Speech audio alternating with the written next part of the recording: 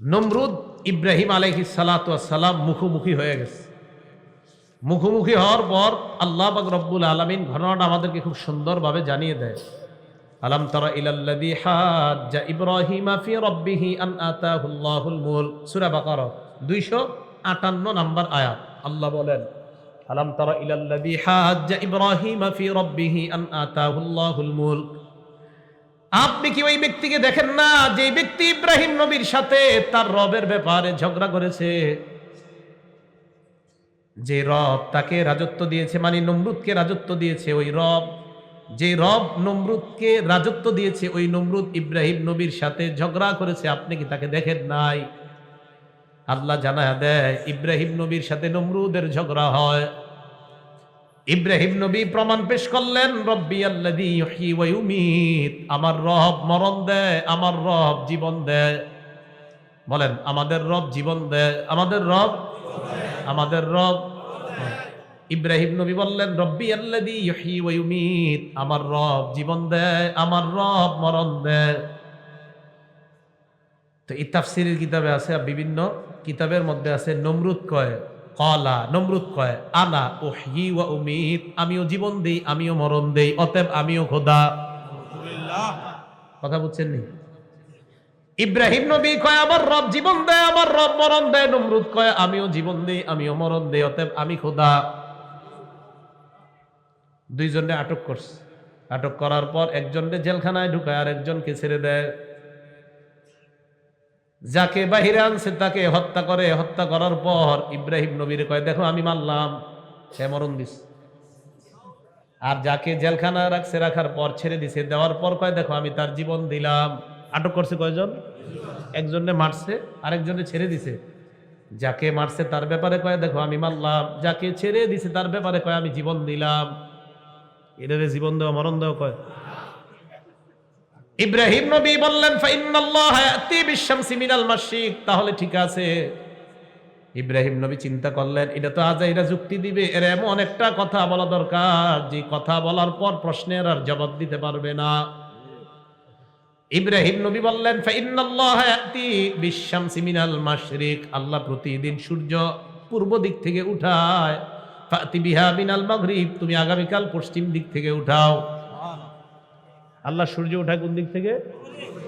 তো আল্লাহ আমার রব, তুমিও তো বলছো তুমি একজন রব, তো আমার রব সূর্য উঠায় পূর্ব দিক থেকে, তো তুমিও তো রব, তোমার দাবি অনুযায়ী তুমি পশ্চিম দিক থেকে সূর্য উঠাও।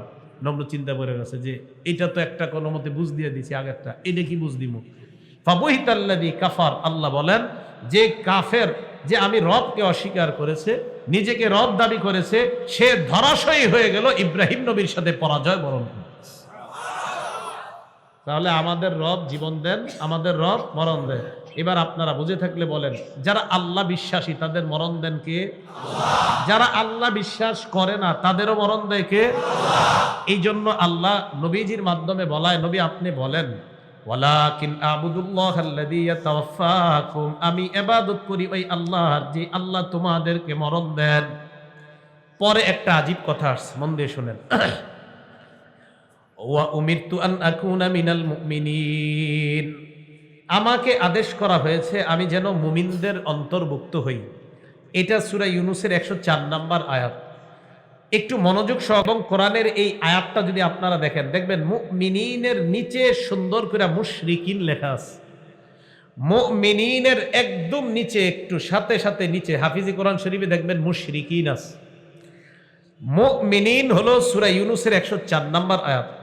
সূরা ইউনূসের 105 নম্বর আয়াতে আল্লাহ বলেন, ওয়া আন আকিম ওয়াজহাকা লিদ-দীনি হানিফা, আল্লাহ আমাকে আদেশ করেছেন, হাবিব আপনি আপনার নিজেকে দ্বীনের জন্য একনিষ্ঠভাবে প্রতিষ্ঠিত করেন।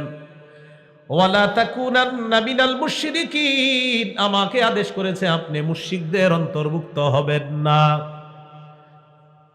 এবার আপনারা একটু বুঝেন, সূরা ইউনূসের 104 নম্বর আয়াতে আল্লাহ শেষের দিকে বলেন, আমাকে আদেশ করা হয়েছে মুমিন হতে। সূরা ইউনূসের 105 নম্বর আয়াতের শেষের দিকে বলেন, আমাকে আদেশ করা হয়েছে মুশরিক না হতে। এবার আমি বলি, আপনারা বলেন, কি হতে আদেশ করা হয়েছে? কি না হতে? নবীজি বলেন, আমাকে আদেশ করা হয়েছে আমি যেন মুমিন হই। পরের আয়াতে কয় আমাকে আদেশ করা হয়েছে আমি যেন মুশরিক না হই। কি বোঝা গেল? যার ঈমান আছে সে আবার মুশরিক হয় কিভাবে? বলেন, যার ঈমান আছে সে আবার কি হয় কিভাবে? আল্লাহ এটা কেন বললেন? আগের আয়াতে বললেন আল্লাহ আমাকে বলছে আমি যেন মুমিন হই, পরের আয়াতে বলতেছে আল্লাহ আমাকে বলছে আমি যেন মুশরিক না হই। তাহলে কি হতে বলা হয়েছে, কি না হতে বলা হয়েছে? ঈমানের সাথে শিরকের কি সম্পর্ক? সূরা আনামের ৮২ নম্বর আয়াতে আল্লাহ বলেন আল্লাযীনা আমানু, যারা ঈমান এনেছে, ওয়ালাম ইয়ালবিসু ঈমানাহুম বিজুলমিন, ঈমানের সাথে শিরককে মিশ্রিত করে নাই, উলাইকা লাহুমুল আমনু, তাদের জন্য আমি আল্লাহ নিরাপত্তা ঘোষণা করলাম, ওয়া হুম মুহতাদুন, তাদেরকে আমি আল্লাহ হেদায়েত প্রাপ্ত বান্দা বলে কোরআনের মধ্যে ঘোষণা করলাম। ঈমান আনছে, ঈমানের সাথে শিরিক মিশায় নাই। কি মিশায় নাই বলেন তো? শিরিক মিশায় নাই। এই আয়াত দ্বারা বোঝা যায় যদি জান্নাত আপনি চিরস্থায়ীভাবে পেতে চান তো শিরিক মুক্ত ঈমান নিয়ে যেতেই হবে আপনাকে। কি মুক্ত ঈমান? আল্লাহ আমাদের সকলকে শিরিক মুক্ত ঈমান নিয়ে যেন কবরে যেতে পারি আল্লাহ তৌফিক দান করেন। এরপরে আল্লাহ পাক রব্বুল আলামিন এই আয়াতে আরেকটা বিষয় বলছেন, কি? ইবাদতের মধ্যে ইখলাস থাকতে হবে। বলেন, ইবাদতে কি থাকতে হবে? তাহলে প্রথম কথা, ইসলামের ব্যাপারে কোনো সন্দেহ করা যাবে না। দ্বিতীয় কথা, ইবাদত হবে একমাত্র কার? শিরিক করা যাবে না। ৩ নাম্বার, ইবাদত ইখলাসের সাথে করা, একনিষ্ঠভাবে করা। ইখলাস কাকে বলে? মুফাসসিরিনে কেরাম বলেন আইয়াকুনা সুকুনুল আবদি ওয়া হারাকাতুহু লিল্লাহ। আমার সাথে আপনারা বাংলাটা বলেন, বলেন বান্দার স্থিরতা এবং নড়াচড়া সব আল্লাহর জন্য হওয়া, এটাকে ইখলাস বলে। এই যে আমি চুপ নড়লাম, এই আমার স্থির থাকা, নড়াচড়া করাটা প্রতিটা মুহূর্ত আল্লাহর জন্য হওয়া, এটা ইখলাস। এটা কি বলেন? এখন প্রশ্ন হলো মুখলিস কাকে বলে? এখন তো জানলেন ইখলাস কাকে বলে। মুখলিস কাকে বলে? মুখলিস বলা হয় হুয়াল্লাযী ইয়ামালু আমালান লা ইউহিব্বু, ওই ব্যক্তি যেই ব্যক্তি আমল করে আল্লাহর জন্য, লা ইউহিব্বু আইয়াহমাদাহুন নাসু আলাই, যেই ব্যক্তি আল্লাহর জন্য কোনো আমল করে আর সে মনে মনে এটা চায় না যে মানুষ আমার এই আমল করার পর আমাকে বাহবা দেখ, তাহলে বাহবা পাওয়ার আশা না রেখে আল্লাহর জন্য কোনো আমলকারী ব্যক্তিকে মুখলিস বলা হয়। বাহবা পাওয়ার আশা না রেখে আল্লাহকে খুশি করার জন্য কোনো আমল যেই ব্যক্তি করে তাকে মুখলিস বলা হয়। তাকে কি বলা হয়? মুখলিস বলা হয়। ইখলাসের ব্যাপারে আল্লাহর পক্ষ থেকে হুকুম করা হয়েছে। সূরা বাইয়িনার ৫ নম্বর আয়াতে আল্লাহ বলেন ওয়ামা উমিরু ইল্লা লিয়াবুদুল্লাহ মুখলিসিনা লাহুদ্দিন, মানুষকে আদেশ করা হয়েছে মানুষ যেন একনিষ্ঠভাবে আল্লাহর জন্য ইবাদত করে, এই আদেশ মানুষকে করা হয়েছে। সূরা জুমারের ২ নম্বর আয়াতে আল্লাহ বলেন ফাবুদিল্লাহ মুখলিসাল লাহুদ্দিন, তুমি একনিষ্ঠভাবে আল্লাহর জন্য দিনকে খাঁটি করে তুমি ইবাদত করো। সূরা সাদের ৮২ এবং ৮৩ নম্বর আয়াতে আল্লাহ পাক রব্বুল আলামিন বলেন ইবলিস আমি আল্লাহকে চ্যালেঞ্জ করছে। আল্লাহকে ইবলিস চ্যালেঞ্জ করে বলে ফাবিইজ্জাতিকা লাউযিয়ান্নাহুম আজমাইন, আল্লাহ তোমার ইজ্জতের কসম আমি তাদেরকে পথভ্রষ্ট করব, বান্দাদেরকে পথভ্রষ্ট করব। বলেন নাউযুবিল্লাহ। ইল্লা ইবাদাকা মিনহুমুল মুখলাসিন, তবে যারা মুখলিস বান্দা, বান্দাদের মধ্যে যারা ইখলাসওয়ালা তাদেরকে ছাড়া অন্যদেরকে। আয়াতের মাধ্যমে বোঝা যায় ইখলাসের সাথে যারা আমল করে শয়তান তাদেরকে পথভ্রষ্ট করতে পারবে না।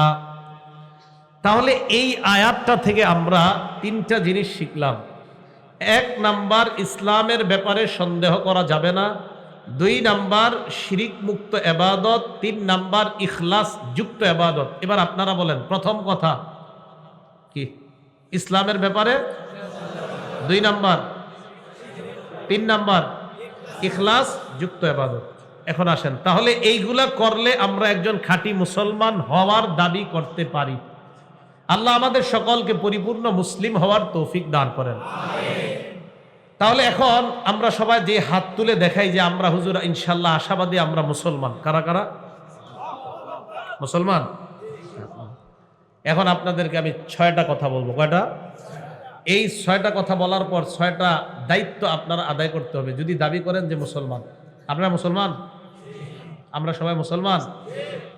এক মুসলমানের জন্য আরেক মুসলমানের 6টা হক। বলেন কয়টা? মুসলিম শরীফের 2162 নম্বর হাদিসের বর্ণনা। ক্বালা রাসূলুল্লাহ সাল্লাল্লাহু আলাইহি ওয়াসাল্লাম, নবীজি বলেন, হাক্কুল মুসলিমি আলাল মুসলিমি সিত্তুন, এক মুসলমানের উপর আরেক মুসলমানের 6টা হক। 1 নাম্বার, ইদা লাকিতাহু ফাসাল্লিম আলাইহি, মুসলমানের সাথে যখন তুমি সাক্ষাৎ করবে তখন তাকে সালাম দিবা। তাহলে আবার আগের আলোচনায় আসেন, আল্লাহ নবী আয়াতের মাধ্যমে আমাদেরকে জানায় দেয় ইসলামের ব্যাপারে সন্দেহ করা যাবে না। 2 নাম্বার, মুসলমান হওয়ার পর ইবাদত যখন করবা শিরিক মুক্ত ইবাদত। 3 নাম্বার, ইখলাস যুক্ত ইবাদত।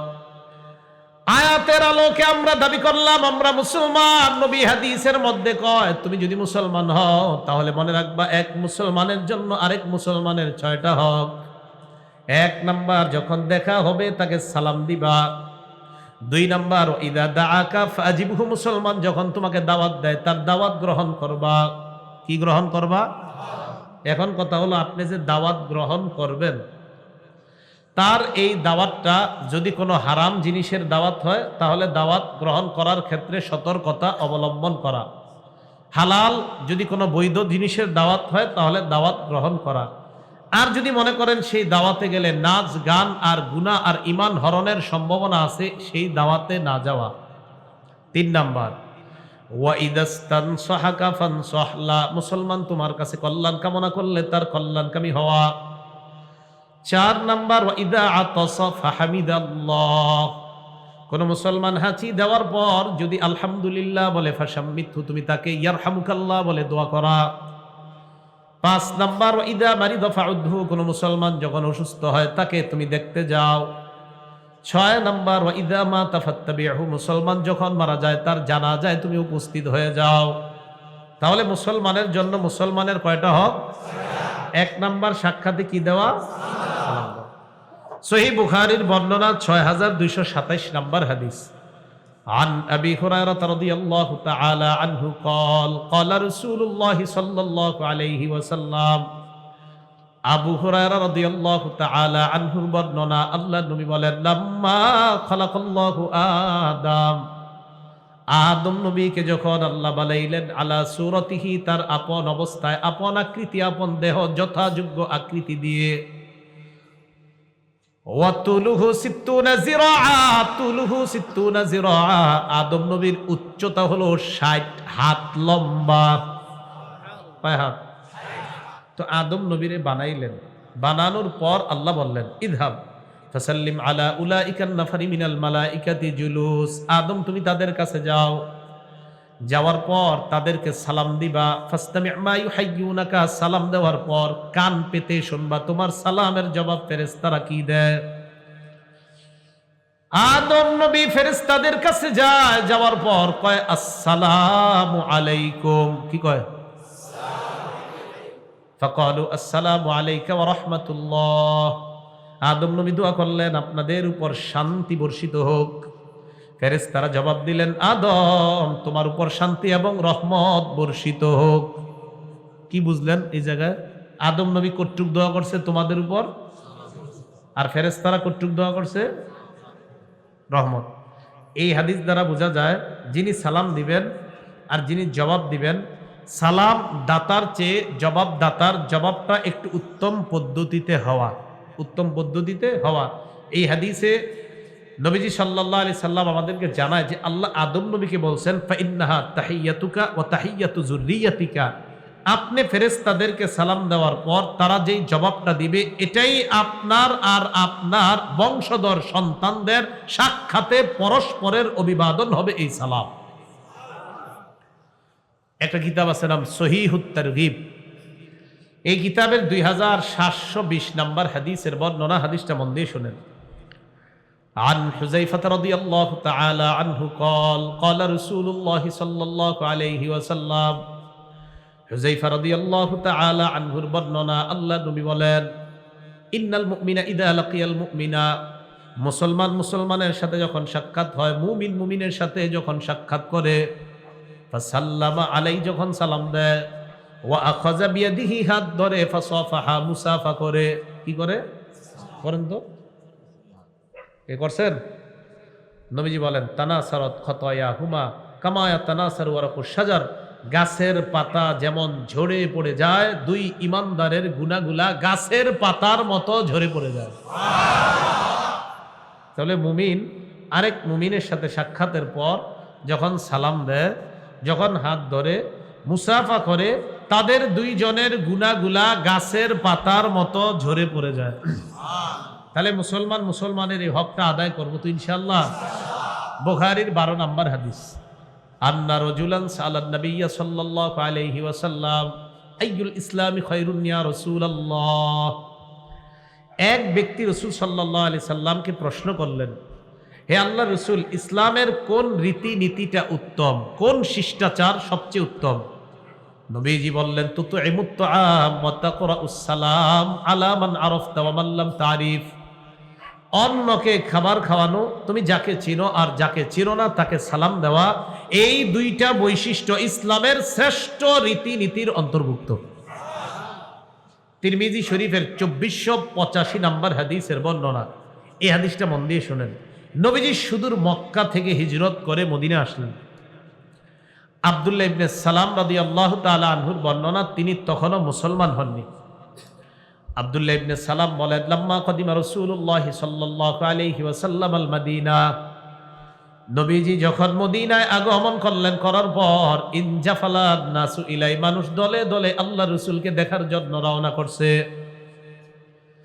আব্দুল্লাহ ইবনে সালাম বলেন, ওয়াকিলা কদিমা রাসূলুল্লাহ, কদিমা রাসূলুল্লাহ, কদিমা রাসূলুল্লাহ, মানুষ রাস্তা দিয়ে যায় আর বলা বলি করতে লাগলো, আল্লাহ নবী মদিনায় আসছে, আল্লাহ নবী মদিনায় আসছে, আল্লাহ নবী মদিনায় আসছে, এইগুলা বলা বলি করতেছে আর মানুষ রাস্তা দিয়ে যায়। আব্দুল্লাহ ইবনে সালাম বলেন, ফাজিতু ফিন্নাস লিআনজুরা ইলাইহি, আমিও মানুষের সাথে গেলাম আল্লাহ রাসূলকে দেখার জন্য। অসংখ্য অগণিত মানুষের মাঝে আমি দাঁড়াইলাম, দাঁড়ানোর পর আল্লাহ নবীর চেহারা মুবারকের দিকে তাকাইলাম। ফালাম্মাস্তাবানতু ওয়াজহা রাসূলিল্লাহি সাল্লাল্লাহু আলাইহি ওয়াসাল্লাম, আমি যখন আল্লাহ নবীর চেহারা মুবারক ভালো করে দেখলাম, আরাফতু আন্না ওয়াজহাহু লাইসা বিওয়াজহি কাজ্জাব, আমি তার চেহারা দেখেই বুঝতে পারলাম এটা কোনো মিথ্যাবাদীর চেহারা না। উনি তখনও মুসলমান হননি, আব্দুল্লাহ ইবনে সালাম। তিনি বলেন, নবীজি এত দূরে আসছে, আসার পর তিনি আমাদের সামনে দাঁড়াইলেন, দাঁড়িয়ে উনি ভাষণ দিলেন। ভাষণের মাঝে 4টা কথা গুরুত্ব সহকারে বললেন, কোন বর্ণনায় 3টা বা 4টা। নবীজি সব মানুষকে ডাক দিয়ে বললেন, ইয়া আইয়ুহান নাস আফশুস সালাম, হে মানুষ, তোমরা সালামের ব্যাপক প্রচার প্রসার করো। ওয়া আতইমুত তাআম, তোমরা খাবার খাওয়াও। ওয়া সাল্লু ওয়ান-নাসু নিয়াম, মানুষ যখন রাতের বেলা ঘুমায় তাহাজ্জুদের নামাজে দাঁড়ায় যাও। অন্য বর্ণনায় ওয়াসিলুল আরহাম, রক্তের সম্পর্ক রক্ষা করো। তাদখুলুল জান্নাতা বিসালাম, মরণের পর নিরাপদে জান্নাতের মেহমান হয়ে যাও। তাহলে সালামের মাধ্যমে নবীজি সাল্লাল্লাহু আলাইহি সাল্লাম ভাষণ শুরু করলেন যে তোমরা সালামের ব্যাপক প্রচার ঘটাও। বলেন, আমরা কি মুসলমান? আমরা কি মুসলমান? আমরা কি মুসলমান? নবীজি মক্কা থেকে হিজরত করে মদিনায় এসে সর্বপ্রথম মুসলমানদের সামনে দাঁড়াইলেন, আবার অমুসলিমরাও তাদের সাথে ছিলেন। নবীজি দাঁড়িয়ে বললেন, সর্বপ্রথম যেই কথাটা প্রচার করার জন্য, এটা কি? মুসলিম শরীফের 54 নম্বর হাদিস। আমরা কি মুসলমান? বা বলেন মুসলিম। কিতাবের নামও মুসলিম। কিতাবের নাম কি? ইমাম মুসলিম যে কিতাব লেখছে এটার নাম মুসলিম শরীফ। তো 54 নম্বর হাদিসের মধ্যে আসছে। আমার সাথে আগে বাংলা বলেন, বলেন সালামে মোহাব্বত, মোহাব্বতে ঈমান, ঈমানে জান্নাত। আবার সালামে মোহাব্বত, মোহাব্বতে ঈমান, ঈমানে জান্নাত। এখন আপনারা কোন দেখি, মোহাব্বতে ঈমানে মনে থাকবে? এবার হাদিস শুনেন। ক্বালা রাসূলুল্লাহ সাল্লাল্লাহু আলাইহি ওয়াসাল্লাম, নবীজি বলেন, লা তাদখুলুনাল জান্নাতা হাত্তা তুমিনু, ততক্ষণ তোমরা জান্নাতে যেতে পারবে না যতক্ষণ ঈমানদার না হও। ওয়ালা তুমিনু হাত্তা তাহাব্বু, ততক্ষণ ঈমানদার হতে পারবে না যতক্ষণ একে অপরকে ভালো না বাসো। আওয়ালা আদুল্লুকুম আলা শাইইন ইযা ফাআলতুমুহু তাহাব্বাবতুম, এমন একটা আমল আমি তোমাদেরকে কি বলবো না, যে আমলটা তোমরা যদি করো তোমাদের মাঝে পরস্পর ভালোবাসা সৃষ্টি হবে। আফশুস সালাম বাইনাকুম, একে অপরের মাঝে তোমরা সালামের প্রচার ঘটাও। সালাম যত বেশি দিবা মোহাব্বত বাড়বে, মোহাব্বত বাড়লে ঈমান বাড়বে, ঈমান বাড়লে তোমার ঠিকানা জান্নাত। তাহলে সালামে, মোহাব্বতে, ঈমানে, হাদিসে আসেনি? তিরমিজি শরীফের 2698 নাম্বার হাদিসের বর্ণনা। আজকে এই মাহফিল থেকে যখন আপনারা বাসায় যাবেন, যাওয়ার সাথে সাথেই এই হাদিসে একটা আমলের কথা নবী বলবেন, এই আমলটা আপনারা করবেন। একদম সহজ করা। আগে হাত তুলে বলেন কারা কারা আমলটা করবেন আসলে। কিন্তু আমি বলার পরে অনেকে কি বলবে, হুজুর রে, হুজুর আমার তো লজ্জা করে আমলটা করতে। হাত নামান, মানে এখন তো হাত তুলছেন, কিন্তু এই জায়গার অনেকে বলবে, হুজুর এটা হুজুরে কি কইলো, ওয়াদা করাইলো, কিন্তু এটা তো লজ্জা করে। কি করে? এবার আমল শোনেন। নবীজি সাল্লাল্লাহু আলাইহি সাল্লামের সাহাবী আনাস রাদিয়াল্লাহু তাআলা আনহুর বর্ণনা, তিনি বলেন, ক্বালা লি রাসূলুল্লাহ সাল্লাল্লাহু আলাইহি ওয়াসাল্লাম, নবীজি আমাকে বলেন, ইদা দাখালতা আলা আহলিকা ফাসাল্লিম, তুমি যখন তোমার পরিবারের কাছে প্রবেশ করবা তখন তুমি সালাম দাও। কি দাও? ইয়াকুন বারাকাতান আলাইকা ওয়া আলা আহলিক, তোমার সালাম তোমার জন্য আর তোমার পুরা পরিবারের জন্য বরকতের কারণ হয়ে যায়। তো আপনারা সালাম দিবেন, ওয়াদা করছেন না? হুজুর আম্মারে সালাম দিতে লজ্জা পাই, আব্বারে কেমনে সালাম দেয় হুজুর, মুসাফা তো পরে, এটা তো সম্ভবই না। হুজুর বিবিরে আবার কেমনে স্বামী সালাম দেয়? যেগুলা মারে সালাম দিতে লজ্জা পায়, বাবারে সালাম দিতে লজ্জা পায়, বিবিরে সালাম দিতে লজ্জা পায়, এগুলা পর নারীকে সালাম দিতে মজা পায়। বিবিরে সালাম দিতে লজ্জা পায়। যেই ছেলে তার বিবিরে সালাম দিতে লজ্জা পায়, মানে সে তার বিবির শান্তি চায় না। সালাম মানে কি? আর যদি বিবিরে সালাম দিতে লজ্জা পায়, মানে সে তার বিবির শান্তি হোক, এতে সে লজ্জিত। কেউ তার মাকে সালাম দিতে লজ্জা পাওয়া মানে, সালাম মানে কি? শান্তি। তো কেউ তার মাকে সালাম দিতে লজ্জা পাওয়ার মানে হলো, না না আমার আম্মার শান্তি হোক হুজুর, ছি আমি লজ্জিত, আম্মার শান্তি না হোক। এটাই তো। কারো বাবাকে কেউ সালাম দিতে লজ্জা পাওয়ার অর্থ হলো, এই হুজুর এটা কি কর, কেমনে আব্বারে মানুষ সালাম দেয়, মানে আপনার আব্বার শান্তি হোক, এতে আপনি লজ্জিত। এটাই তো বুঝে আসে। তাহলে যারা এরপরে এইভাবে আপনাদেরকে কথাগুলা বলার পরেও যদি আপনাদের এখনো লজ্জা না হয়, তাহলে আজকে থেকে মা, বাবা, ভাই, বোন, বিবি সবাইকে সালাম দিবেন। আচ্ছা, বিবিরে মানুষ মহব্বত করে না? মাকে মহব্বত করে না? বাবাকে করে না? তাহলে আবার আগের হাদিসটা একটু আমরা আবার দোহরাই। সালামে, মহব্বতে, ইমানে। তো মানুষ তো মাকে এমনি মহব্বত করে, তো সালাম দিলে তো মহব্বতের মিটার আরো বাড়বে। মানুষ তার বাবাকে মহব্বত করে, তো সালাম দিলে তো মহব্বতের মিটার আরো বেড়ে গেল। স্ত্রীকে মহব্বত করে, এই স্ত্রীকে মহব্বত এমনি মানুষ করে, তা সালাম দিলে তো মহব্বতের মিটার বাড়লো, ইমানেরও পাওয়ার বাড়লো, জান্নাত সহজ হয়ে গেল। আল্লাহ আমল করার তৌফিক দান করেন। তাহলে ঘরে ঢোকার সময় আমরা সালাম দিব, ঠিক আছে না? ইনশাআল্লাহ এই আমলগুলা করেন। আপনাদেরকে ইমাম সাহেবদেরকে আইসা বলে, হুজুর 10 বছর 15 বছর বিয়ে হয়েছে, এখনো শান্তি নেই। আপনি গত 10 বছরে বিবিরে সালাম দিয়েছেন একদিনও? কথার কথা যদি কর না, তাহলে আপনি যে বললেন যে হুজুর গত 10 বছর বিয়ে করছি, প্রতিদিন ঝগড়া হয়, আপনি তো একদিন সালাম আপনিও বিবিকে দেন নাই, বিবি আপনাকে দেয় নাই। ভাইও আজকে থেকে সালামের প্রচার ঘটান। স্বামী স্ত্রীর মাঝে দেখবেন মহব্বত এত পরিমাণ বাড়বে, বাড়তে থাকবে, ইবলিস টেনশনে পড়ে যাবে যে এই কি আমল, যে সালামের আমল। আমি এতদিন তাদের মাঝে ঝগড়া লাগাইতাম, সালাম ঘরে ঘরে বাড়ায় দেন, স্বামী স্ত্রীর ঝগড়া কমে যাবে। সালাম মানি শান্তি আসলে তো ঝগড়া কমবেই। আল্লাহ বুঝার তৌফিক দান করেন। আবু দাউদ শরীফের বর্ণনা 5197 নাম্বার হাদিস। এই জায়গায় আমরা যারা আছি, সবচেয়ে আল্লাহর কাছে কে হতে চাই? তাহলে এবার হাদিস শুনুন। عن أبي أمامة رضي الله تعالى عنه قال قال رسول الله صلى الله عليه وسلم আবু উমামা রাদিয়াল্লাহু তাআলা আনহুর বর্ণনা, আল্লাহ নবী বলেন, ইন্না আউলান নাস বিল্লাহ মান বাদাআহুম বিসসালাম।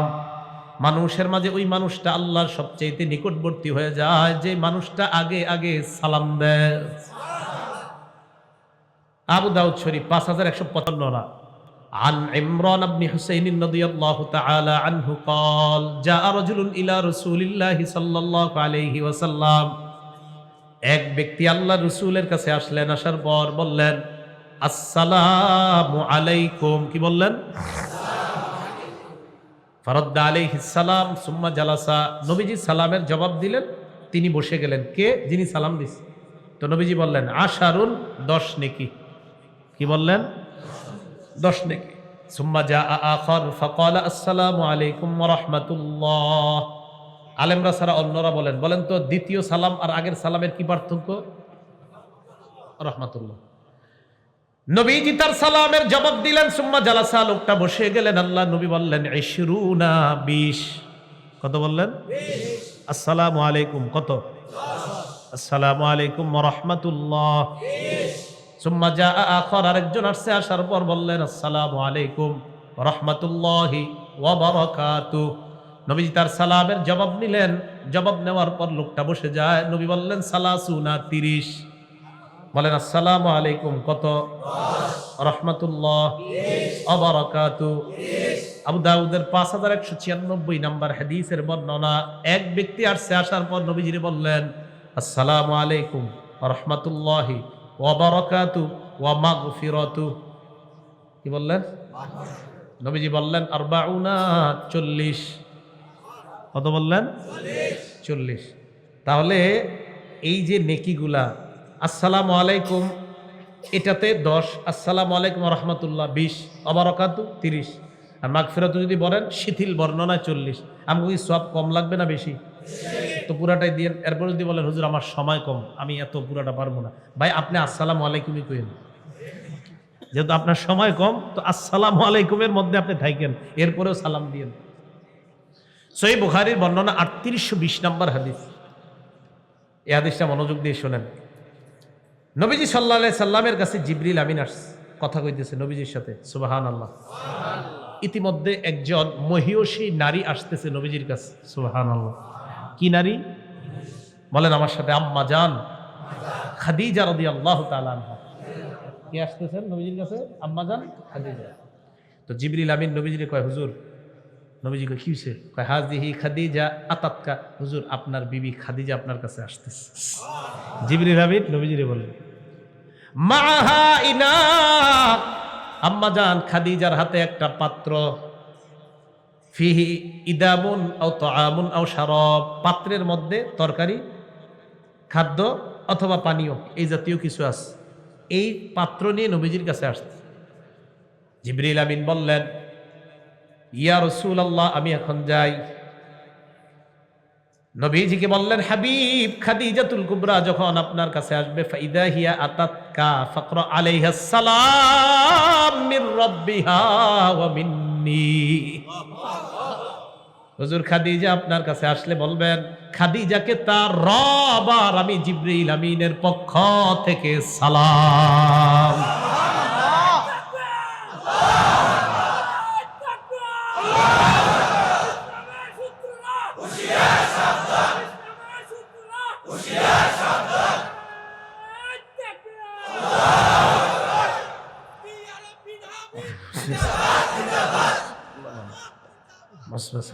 আমার নাম নিয়ে দিয়েন না, পরে কালকে আবার ইউটিউবে কি লেহে আল্লাহ জানে। না ঠিক আছে ঠিক আছে ঠিক আছে। রাসূল সাল্লাল্লাহু আলাইহি সাল্লাম জিবরিল আমিন জানায়া দিলেন যে আল্লাহর পক্ষ থেকে আর আমার পক্ষ থেকে সালাম জানায়া দেন। একটু ভাবেন তো, জিবরিল আমিন উনি তো ফেরেশতা, আল্লাহ যাকে সালাম দেয়। তাহলে আমাদের আম্মাজান খাদিজাতুল কুবরা রাদিয়াল্লাহু তাআলা আনহা আল্লাহর কাছে কত পছন্দনীয় ছিলেন। কিন্তু আমি আপনাদেরকে যেটা বুঝাইতে চাইতেছি, আল্লাহ খাদিজাতুল কুবরা রাদিয়াল্লাহু তাআলা আনহার জন্য এত কিছুর মধ্যে সালামটা নির্বাচন কেন করলেন? ইনি সালাম, তার মানে আল্লাহর কাছে সালামটা কত পছন্দনীয়। এই জন্য তো সূরা জুমারের 44 নম্বর আয়াত, সূরা আহজাবের 44 নম্বর আয়াতে আছে তাহিয়াতুহুম ইয়াউমা ইয়ালকাউনাহু সালাম। বান্দাদের সাথে রবের যেদিন সাক্ষাৎ হবে, সাক্ষাতের সূচনাই হবে সালাম দিয়ে। এত কিছু থাকতে এটা দিয়ে কেন নির্বাচন হয়? তার মানে সালাম এটা আজীব জিনিস, এটা আমাদের মাঝে উঠে গেছে, তাই আমাদের মাঝে ঝগড়া বাড়তেছে। সালাম মানে শান্তি, এটা আমাদের মাঝে কমে যাচ্ছে। তো শান্তি যখন, শান্তির প্রচার কমে যাবে, অশান্তি তো আসবেই।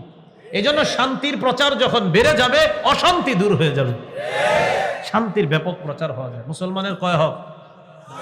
এক নাম্বার তো সালাম দেওয়া, এটা হক পাইলাম। উনারে সালাম দিলে জবাব দেওয়া, এটা কই আছে? এটাও বুখারীতে আছে 1240 নম্বর হাদিস, রদ্দুস সালাম। মুসলিম শরীফের হাদিস থেকে প্রমাণ হয় সালাম দেওয়া হক, বুখারীর হাদিস থেকে প্রমাণ হয় সালাম নেওয়াও হক।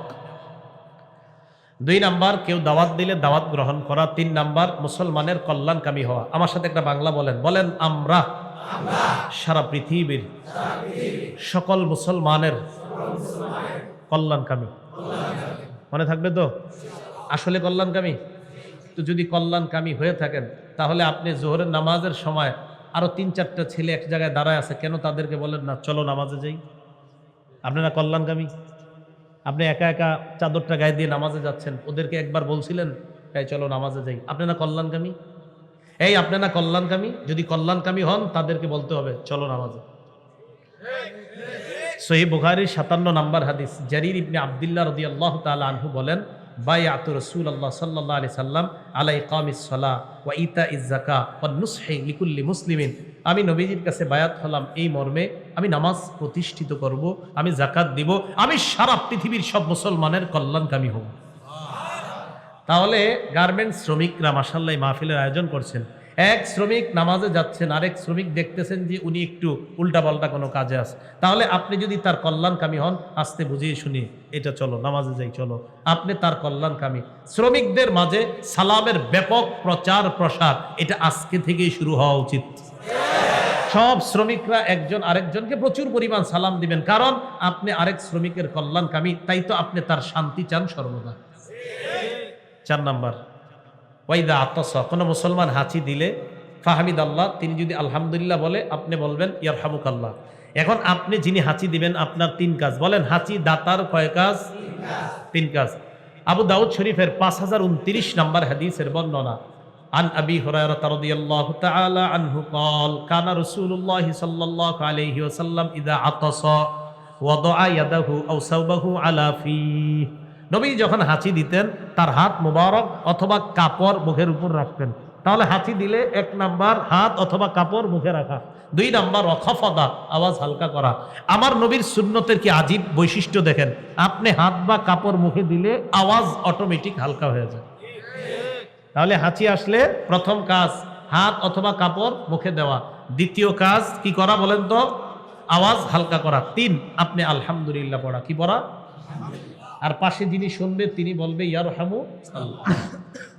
এই গেল আপনার 4 নাম্বার হক। 5 নাম্বার, ওয়া ইজা মারিদ ফাউদহু, অসুস্থ হলে তাকে দেখতে যাওয়া। দেখতে যাননি? মালটা, আপেল, কমলা, আঙ্গুর কিনতে হয়, এত টাকা খরচ কিনতে করি, অসুস্থ হইলে দেখতে যাবেন। এই এলাকার নাম কি? পাশের এলাকার নাম কি? ভাকরা। আচ্ছা, মন দিয়ে শোনেন হাদিসটা, মুসলিম শরীফের 2562 নাম্বার হাদিস। রাসূল সাল্লাল্লাহু আলাইহি সাল্লাম বলেন, ইন্নাল মুসলিমা ইদা আদা আখাহুল মুসলিম। মন দিয়ে শোনেন, কোন মুসলমান যখন তার অপর অসুস্থ মুসলমানকে দেখতে যায়, বাদাম থেকে গেলেন, ভাকরা গেলেন অসুস্থ মুসলমান ভাইকে দেখতে। আপনার একজন গার্মেন্টস শ্রমিক যিনি আপনার সাথে একই গার্মেন্টসে কাজ করে, সে হঠাৎ অসুস্থ, সে থাকে ভাকরা, আপনি থাকেন বাদামে। এখান থেকে আপনি তাকে দেখতে গেলেন, মুসলিম শরীফের 2562 নাম্বার হাদিস শোনাচ্ছে। সেখানে যে আপনি তাকে দেখতে গেলেন, নবীজি বলেন, তুমি যে তাকে দেখতে গিয়ে আবার তোমার এলাকায় আসলা, তুমি কি মনে করতেছো? রিকশায় উঠলা, আসলা, এটাই দেখলা, কমলা আঙ্গুর কিনলা? আল্লাহ নবী কয় না, লাম ইয়াজাল ফি খুরফাতিল জান্নাহ হাত্তা ইয়ারজিআ, তুমি এই এলাকায় আসা পর্যন্ত জান্নাতের ফল পাড়তেছিলা। অসুস্থ ব্যক্তিকে দেখতে যাওয়া। আরেকটা হাদিস শোনাই, তিরমিজি শরীফের 2008 নম্বর হাদিস। নবীজি সাল্লাল্লাহু আলাইহি সাল্লাম আবারও এটা দিয়ে উদাহরণটা দিয়ে বলেন, কোন মুমিন যখন তার অসুস্থ মুমিন ভাইকে দেখতে যায়, মান আদা মারিদান আও যারা আখান লাহু ফিল্লাহ, আল্লাহকে খুশি করার জন্য কাউকে দেখতে গেলেন, অসুস্থ ব্যক্তিকে, এই ভাদাম থেকে গেলেন ঢাকরা, সেখানে গেলেন, যাওয়ার পর আপনি তাকে দেখে আসলেন, এই আপনি রওনা করার পর নাদাহু মুনাদিন, একজন ফেরেশতা আপনারে ডাক দিয়ে এভাবে বলে, এভাবে আপনাকে ডাক দিয়ে বলে, তিবেতা, তুমি কল্যাণময় হয়ে গেছো। 2 নাম্বার, তবা মামশাকা, তুমি যে সেখান থেকে এখানে আসলা না, তোমার এই আশাটাও কল্যাণময় হয়ে গেছে, আসলটা তো বাকি আছে। 3 নম্বরে কয় তাবা ওয়াক্তা মিনাল জান্নাতি নুজুলা, বান্দা তুমি জান্নাতে একটা বাসস্থান তৈরি করে ফেলেছো। আরেকটা হাদিস শোনাই, ওইটা না শোনাইলে তো আপনাদের বুঝে আসবে না অসুস্থ ব্যক্তি দেখার ফজিলত। তিরমিজি শরীফের 969, কত হয়? 969 আর 969, 969, 969, দুই পাশে 9, মাঝে 6, 96 969 না, 969, 969। এই হাদিসে রাসূল সাল্লাল্লাহু আলাইহি সাল্লাম বলেন, মামিন মুসলিমিন ইয়াউদু মুসলিমান গুদওয়াতান, কোন মুসলমান অপর কোন মুসলমানকে যদি সকালবেলা অসুস্থ মুসলমানকে দেখতে যায় সকালবেলা, ইল্লা সাল্লা আলাইহি সাবউনা আলফা মালাক হাত্তা ইউমসিয়া, সকাল থেকে রাত পর্যন্ত, সন্ধ্যা পর্যন্ত 70,000 ফেরেশতা দোয়া করে। কয় হাজার? ওয়াইন আদাহু আশিয়া, যদি সন্ধ্যাবেলা দেখতে যান, ইল্লা সাল্লা আলাইহি সাবউনা আলফা মালাকিন হাত্তা ইউসবিহা, আর যদি সন্ধ্যায় দেখতে যান, পরের দিন সকাল পর্যন্ত 70,000 ফেরেশতা দোয়া করে। নবীজি কয় থামো, আরেকটু আছে। কয় কি? কয় তোমার জন্য জান্নাতে বিশাল বড় একটা ফলের বাগান তৈরি হয়ে যায়। তাহলে অসুস্থ ব্যক্তিকে দেখতে যাবেননি? তাহলে মালটা আঙ্গুরের টেনশন হবে না তো? আপনি মালটা কিনবেন কয় টাকা? 100, 150, 200, আর যে ফল পারতেছেন এগুলো কি হবে? 6 নাম্বার, ওয়াইজা মাতা ফাত্তাবিহু, মুসলমান মারা গেলে তার জানাজায় যাওয়া। জানাজা যাওয়ার 2 অবস্থা। সহিহ বুখারী 47 নাম্বার হাদিসটা শুনেন, মানিত্তাবা জানাজাতা মুসলিমিন ঈমানা ওয়া ইহতিসাবা, কোন মুসলমান যখন অন্য কোন মুসলমানের জানাজায় যায় ঈমানের সাথে এবং সওয়াবের আশায়, জানাজায় যাওয়ার পর আপনার 2টা অপশন, 1 আপনি জানাজার নামাজ পড়া, 2 কবরস্থান পর্যন্ত যাওয়া। কয়টা হলো? 2টা। নবীজি বলেন, আপনি যদি জানাজা পড়েন এবং কবরস্থান পর্যন্ত যান, ইয়ারজিউ মিনাল আজরি বিকিরাতাইন কুল্লু কিরাত মিসলু উহুদিন, নবীজি বলেন তুমি যদি জানাজা পড়ো আর কবরস্থান পর্যন্ত যাও, তুমি বাসায় 2টা উহুদ পাহাড় সম পরিমাণ সওয়াব নিয়ে ফিরে আসবে। এখন আপনারা তো গার্মেন্টস শ্রমিক, হুজুর সময়ের তো অভাব, আমি শুধু জানাজা যদি পড়ে এসে পড়ি, সমস্যা আছে? যদি শুধু জানাজা পড়ে আসেন, কবরস্থান পর্যন্ত না যান, নবীজি বলে 1 উহুদ পাহাড় সম পরিমাণ সওয়াব নিয়ে তুমি ফিরে আসবে। তাহলে কয়টা হক মুসলমানের? সূরা ইউনূসের 104 নম্বর আয়াতে আবার আসেন, ইসলামের ব্যাপারে কি করা যাবে না? 2 নাম্বার, ইবাদত হবে একমাত্র কার জন্য? শিরিক যুক্ত না শিরিক মুক্ত? 3 নাম্বার, ইখলাস যুক্ত না ইখলাস মুক্ত? তাহলে আমরা হব পরিপূর্ণ মুসলমান। মুসলমানের কয়টা হক? যেই 6টা হকের কথা বললাম, আমাদের সকলকে আমল করার, পালন করার তৌফিক দান করেন। এই হকগুলা প্র্যাকটিক্যালি যেই জায়গায় শেখানো হয়, আপনাদের জন্য চলতে ফিরতে একটা মাদ্রাসা, এটার নাম দাওয়াত ও তাবলীগ। কি তাবলীগ? এই দাওয়াত ও তাবলীগ মাশাআল্লাহ আমাদের দেশের জন্য একটা নেয়ামত। গত 2 বছর নাকি 3 বছর? 3 বছর আপনার করোনা আরো বিভিন্ন কারণে বন্ধ ছিল। আল্লাহর রহমত, আল্লাহর দয়া আমাদের উপর। আল্লাহ পাক রব্বুল আলামিন এবছর আবার আল্লাহ ব্যবস্থা করে দিয়েছেন। তো 13, 14, 15 ইনশাআল্লাহ উলামায়ে কেরামের সাথে পরামর্শ করে কিভাবে যাবেন, কিভাবে গেলে সুন্দর হয়, গার্মেন্টস শ্রমিকরা সবাই ইনশাআল্লাহ চেষ্টা করবেন যে কিভাবে আপনারা, অবশ্যই এটা মালিক যিনি আছে তার সাথে পরামর্শ করে তিনি যদি অনুমতি দেন, এটাও মাসালা মনে রাখতে হবে। তো যাই হোক, তো গার্মেন্টস শ্রমিকরাও যদি পারেন, যদি সম্ভব হয় আপনারা অংশগ্রহণ করা, এটা অবশ্যই ওলামায়ে কেরাম সহ মালিক যারা আছে তাদের সাথে পরামর্শ সাপেক্ষে হতে হবে, জোর করে না, কিন্তু এই কথাটা মাথায় রাখতে হবে। তো এই যে আপনার দাওয়াত ও তাবলীগ, এটা হলো যারা আপনারা সাধারণ তাদের জন্য শিক্ষার একটা জায়গা। তো সেখানে ইনশাল্লাহ আমরা শিখবো। সর্বশেষ কথা হলো, মাদ্রাসার জন্য আমরা কেউ উঠবো না। আপনি উঠে যান বাকি একটু আমল করার পরে। যারা পারেন না কোনো সমস্যা নেই, যারা পারবেন না তারাও বসেন, যারা পারবেন তারাও বসেন। আপনারা মাদ্রাসার জন্য